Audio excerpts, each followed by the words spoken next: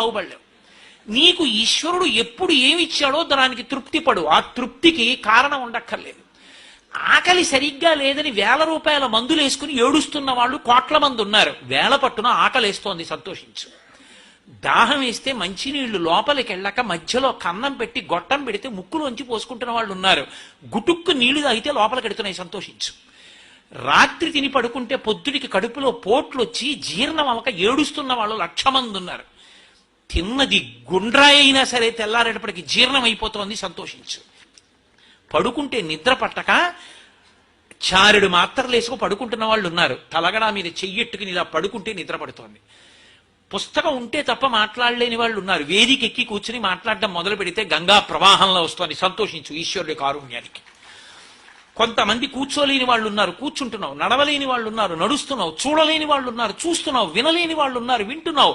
ఈశ్వరుడు నీకు ఇచ్చిన దానికి ప్రతి క్షణం తృప్తితో ఓలలాడిపోవాలి. ఎన్ని మాటలు కృతజ్ఞత చెప్తావు.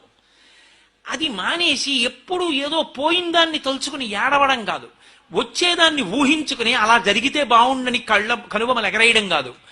ఇప్పుడు ఇక్కడ నీకు ఈశ్వరుడు వర్తమానంలో ఏమిచ్చాడో దానితో తృప్తిగా ఉండడం అలవాటైతే వాణ్ణి మించిన భాగ్యవంతుడు లేడు. అదే ధర్మం.